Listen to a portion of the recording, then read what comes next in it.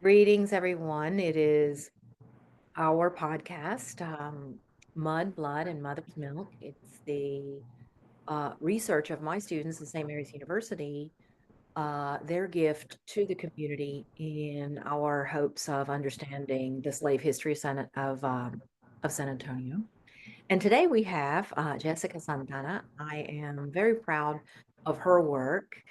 She's basically a wonder kid. She's a sophomore, majoring in criminal justice, and mother of six children. So if you can imagine going to school full time plus motherhood full time plus probably many other things and working, plus this wonderful research. So thank you so much, Jessica, for making it possible for us to understand more about the Grayson family. And I'm turning it over to Jessica. Thank you, Jessica. Okay. All right. Thank you. Okay. So this is the information I was able to find. This is the research that I did about the Grayson's family here in San Antonio, Texas, during the 1800s. I was able to get some information. It's just basic information. I wasn't able to find that much on them. And this is a the family tree, the Grayson's family tree. It names some of the I would say like the most important people at that time. It does talk about it mentions Kathleen Campbell and Montgomery. She was the great granddaughter of Thomas Wig Grayson, and she is a very important person because she is one of the she is the one that um, uh, Donated her donated her the a bill of piece. sale. Yeah, the bill of sales. Yes, the bill. Yes, Yeah. exactly. Yes, and it was only what I was able to find. It was only two bills of sale, and she donated one of them. Mhm, And throughout the research, I was only able to find two of them. So mhm, their involvement wasn't that deep. mhm. Um, this is their family tree, as I mentioned. Here, can you speak to us a little bit about the prominence of her great grandfather, Thomas Wig Grayson? Looks like you have something Yes, interesting there. yes. So him, He was he, well known for he was contributing. well known. Yes, he was well known for. And I have a bio right here. Um, I have right here. This will be his biography. So he played a huge role in the naval operations of the Texas Revolution. He was born in South Carolina, August 8th, 1808. And then he was here in Texas. Um, he was here in Texas around September 1st, 1835. Mhm. And his contribution was the in the ferrying supplies. He was the ship owner of a ship called the steamer, which was Laura, the steamer. And what they were doing was they were bringing in supplies at that time. Let's see. Excellent. Well, I'll let you run through it in the order you have it. I made you jump ahead. Yes, So we'll let you scoot back to the page one, and then you can walk us through in the order you've designated. yes. Slide it back up if you want, so that Okay, you get to your original spot in your there presentation. it There you is. go. Yeah, Okay, okay. Here it yeah. is. So these were the only, this is one of the information, this is the information about one of the bills of sale that are found here in Bexar County Hmm. records. This is one of them, and this is involving a transaction that was made between Thomas Grayson and his sister. And there was a exchange of as it mentions here, a Negro boy named Harry for the amount of $1,130. and this was a one of the transactions that were made at that time. And this is the information about the record that is here in Burke County. This is another transaction that was made, a purchase of an infant and its mother. This was made in October 15th, 1854 for $750. And that was basically the only two transactions that are found in Bexar Wait, County. can you go back Yeah. up to that first one Yes, there, yes, Jessica? Because yes. you've got something very interesting for your go up one more. Here it is. So yeah. So if I'd like to point out to your audience that you have found something very interesting here. Not only do we have this mother and infant sale, which by the way, in that day typically was buying a woman who could nurse your own child too. So they're Yes, making sure that she is lactating, that she's nursing her child, and then that usually that young mother is required to nurse also the enslaver's infant. So, yes, that's one of the reasons, in fact, that we named our podcast series Mud, Blood, and Mother's Milk, because this phenomenon of buying mothers for their milk was huge here in San Antonio. You have to remember that this is the days before formula.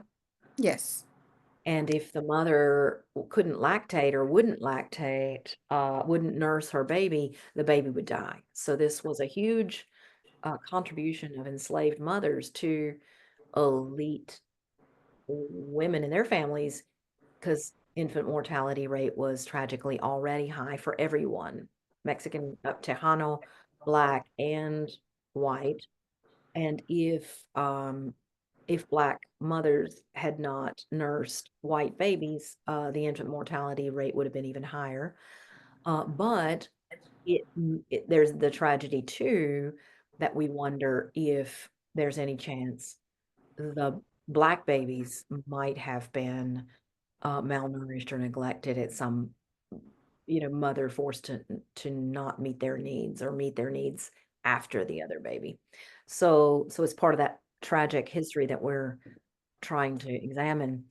The other thing hmm that I notice here is that this is brother and sister, and yet this is a yes, pretty formal contract, right? yes, it is. Can you read this And through then, for us, yes, Jessica? yes, it is very interesting to find how the transaction is being made legally, like with us a contract, but also it is like it includes horses, cattle, sheep, land, and persons. Like it's all mixed into one transaction. It kind Um, of commodifies and makes human beings reduced to, as prop, yeah, it's very as sad to read that. Yeah, thank you. Yeah, that's a very powerful find. Thank you, Jessica. So this is all happening in 54 and yet yes. it's being recorded in 58. 58 exactly. That is the date that 58. So it looks like yes. she's not doing that well, maybe paying it off, that she's now insisting that it be registered with the county court. It's an interesting find here. Let's go to your second one because I think there's something Yes. interesting for you. There's this is the second one. This is March 17th, 1858.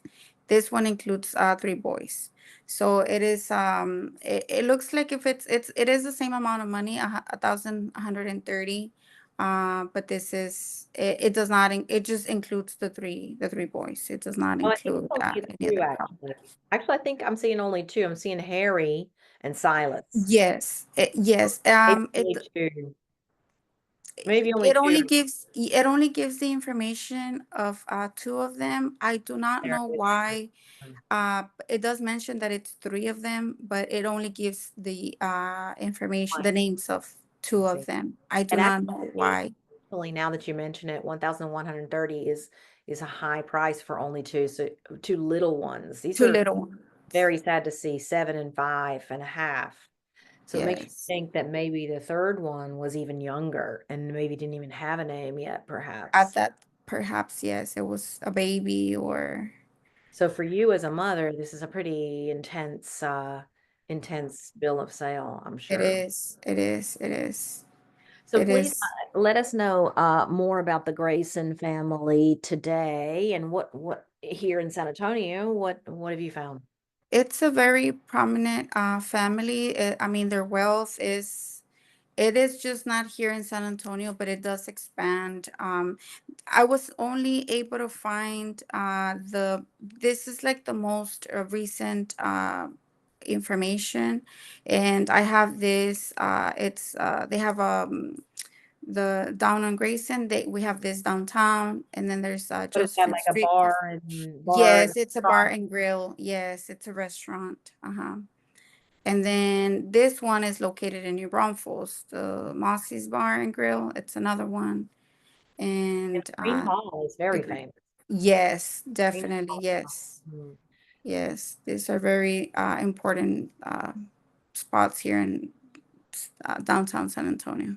mm.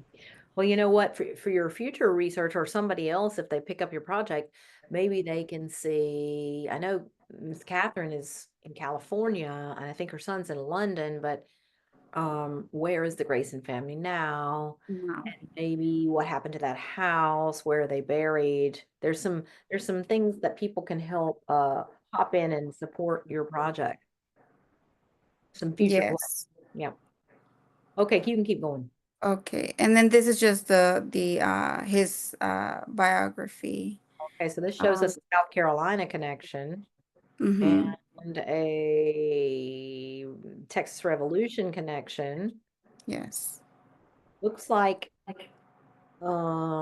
he was bringing lumber and he burned all of his profits, burned all of his stock of lumber to get enough steam to help capture the Mexican war vessel Correo.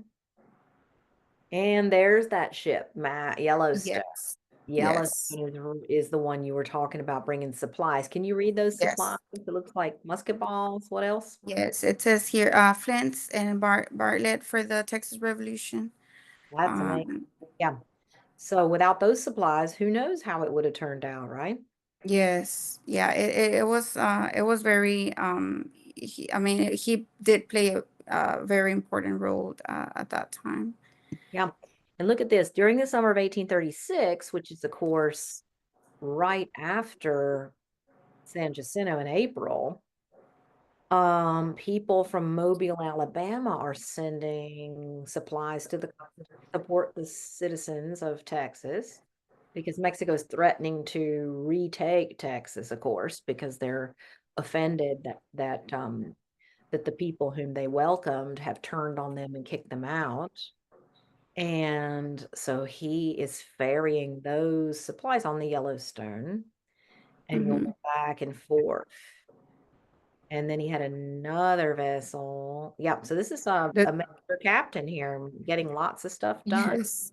The Sam Yes. Houston, he's running the Sam Houston between all these major points in the new Texas Republic. So good. All right. Yes, and then after that, he married Miss Tabitha Edwards in Austin, Texas, November of 1844. They did have five children, and they settled at Hmm. Selma, Texas. And he again did the same thing where he supplies another war. He sold mounts to the U.S. cavalry. Apparently, maybe after the U.S. took Texas, and then he established a ranch on Chupaderas Creek, where there was a lot of big enslavers along Chupaderas Creek. So that gives me another idea, actually, Jessica. Mm-hmm. So Okay. Chupaderas Creek. Hmm. is probably, if I'm not mistaken, maybe in Wilson County now. By then, that was 57. So in order to find out if he enslaved people in 57, we might need to check Wilson County records. So Okay. not you, but maybe the next person who contributes to your project can Hmm. check and see if um if the Grayson family is enslaving people in LaGrange and in Chupaderas, because LaGrange is also no longer in Bexar County, so we would have to look at other county records. Yes, yes. And I did not expand my research Yeah, that's yours in was just other Bexar counties. County. Yeah, yours is just Bexar County. Yes. And here he is, even though he had a place in LaGrange, even though he had a place in Chupaderas Creek, and in Selma, on that he had a horse ranch. Um, he still kept his townhouse here in San Antonio, so that would be a Yes. place too. And Okay, that is where he also died in okay. August 20th, 1873. Came back to San Antonio. That Yes. establishes how important the connection is. Okay, so let's go ahead and see what else you have noted. Um, this is just the bills of Original sale. bills of sale. Yes, Okay. Do yes, you want to try to make that big so that sure. our folks Yes. can see that one? Let's just see how Uh, close. it's Hard to see, right? yes, it is really hard to see. I'm so sorry. That's okay. So we can just later screenshot just the part. Is this the nursing mother or is this Silas This is area? yes, it is the first bill of sale that Okay. mhm. Okay, And great. it's What let else? me No problem. We can screenshot that later for folks. No problem. okay, and then this will be the second one. Okay, so excellent. So you've been consulting the Bexar County, okay, so keep going. You've been consulting the Bexar County archives. That's excellent. And here are your sources. This is yes, this will Nice. be the sources. Excellent. So you were able to tell us pull out this whole story from that. Well, Mm-hmm. thank you so much, Jessica. I really appreciate your work. And the Grayson family is very important to SACAM because they are leading us. The Grayson descendants are leading San Antonio in reckoning with this history. They were the first to come forward and say, we have still in our possession bills of sale for transactions of enslaved people. I'll let you stop sharing your screen real quick. And we would like to donate them to San Antonio's African American Community Archiving Museum. It is a way of of telling the truth, acknowledging the truth, and a way of healing our community. So the Grayson family has been exemplary in helping us launch this project, in fact, and bring our community closer to the truth and healing that we need. So thank you for your Yes. contributions, Jessica. You're welcome. You're so There welcome. anybody you'd like to give a shout out to, your kids or anybody who helped you with your research? That would be terrific. But otherwise, we're, we're we can close. Yes. All right. Thank you. Thank you for the opportunity of doing this research. Okay, well, take care, Jessica.